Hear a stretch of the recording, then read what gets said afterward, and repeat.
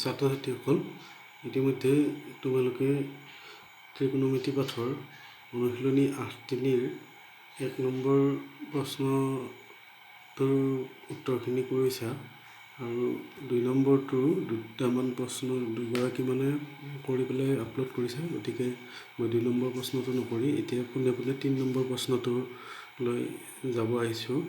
আমি ৩ নম্বৰত আছে, যদি tan twice a is equal to cot a minus 18 হয়, তেতিয়াহ'লে য'ত twice a সূক্ষ্ম কোণ, তেতিয়াহ'লে a ৰ মান উলিওৱা। সেইটোৰ কাৰণে আমাৰ দিয়া আছে, এইখিনি কি দিয়া আছে, tan twice a is equal to cot a minus 18। গতিকে এই দিয়া থকা মানখিনিকে আমি সমাধানৰ কাৰণে ল'ম। প্ৰথমতে আমি দিয়া আছে, এনচাৰত আমি লিখিম দিয়া আছে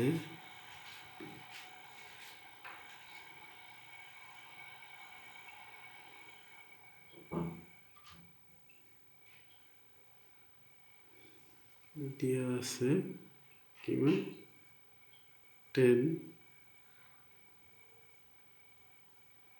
twice a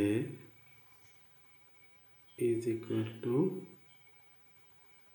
cot a minus 18 degree, হয়নে?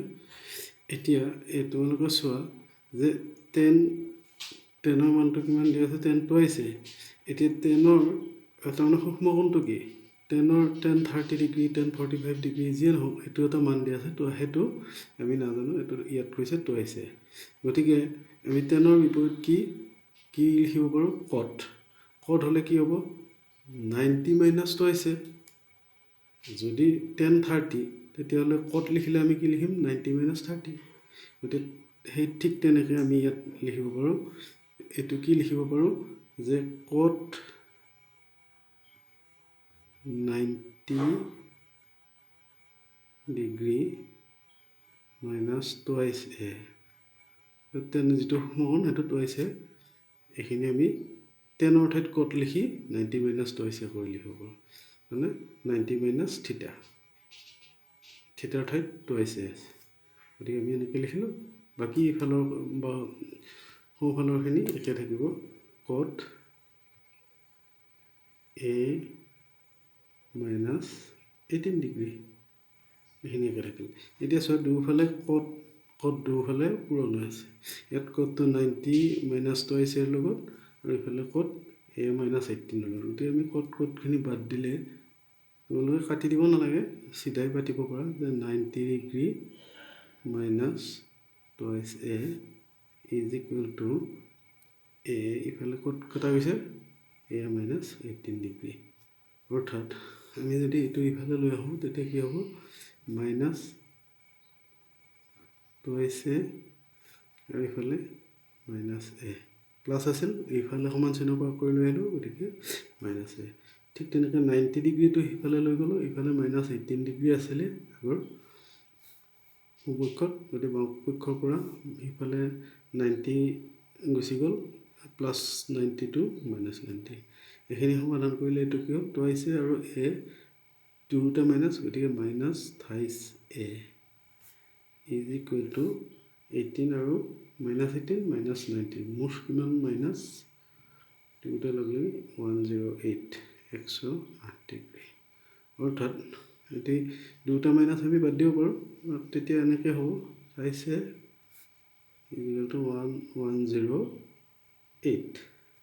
এতিয়া a যিহেতু কিমান, থিটো এতিয়া পূৰণ হৈ আছে ইয়াৰ লগত, গতিকে সিফালে গ'লে আমি সাধাৰণ সমীকৰণ সমাধানৰ নিয়মেৰে এইটো সমাধান কৰিলোঁ। গতিকে a ইজ ইকুৱেল টু কিমান হ'ল, যে হৰণ কৰিলে কিমান হ'ব, 10ত 3 বাৰ 1 হ'ল 18 হ'ল 36 ডিগ্ৰী। এইটোৱে হ'ল আমাৰ এনচাৰ। এতিয়া আমি 4 নম্বৰ অংকটো লৈ আহিছোঁ। এইটো নিশ্চয় বুজি পাইছা। যদি 4 নম্বৰ অংকটোত আছে, দিয়া আছে 4 নম্বৰত, যদি tan a is equal to cot b প্ৰমাণ কৰা যে a plus b is equal to 90 degree. এতিয়া এইটো অংক সমাধানৰ কাৰণে আমি প্ৰথমতে দিয়া থকাখিনিকে ল'ম। দিয়া আছে tan a is equal to cot b, এইটোকে ল'লোঁ আমি দিয়া আছে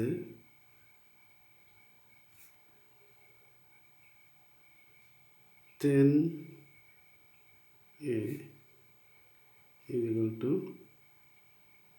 cot B এনেকৈ দিয়া আছে। গতিকে এতিয়া আমি এইখিনি যিকোনো এটাত আমি tan A, গতিকে আমি যদি টেনৰ ঠাইত কট কৰোঁ তেতিয়া কি হ'ব?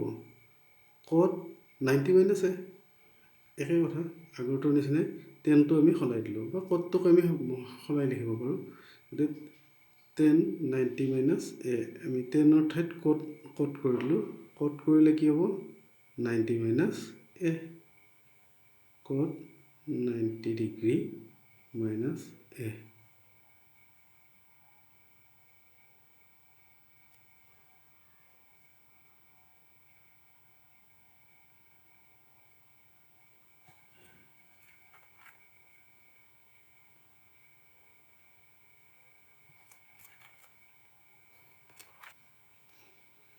এতিয়া টেনৰ ঠাইত আমি যিহেতু কট কৰি দিলোঁ, গতিকে এৰ ঠাইত এইটো হ'ব 90 - A =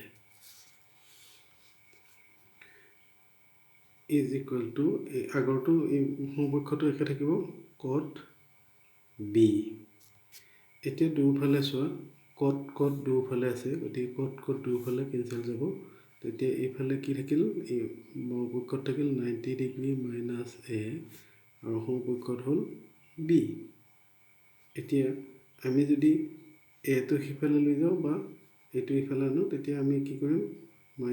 -A মাইনাছ এইটো ইফালৰ পৰা আনিলোঁ কি? -A - B = -90°। এইখিনি এই লাইনটো তোমালোকে নকৰিলেও হয়। গতিকে এইটো গোটেইকেইটা যদি -1ৰে পূৰণ কৰি দিয়া যায়, অৰ্থাৎ মাইনাছটো তেতিয়া কি হ'ব?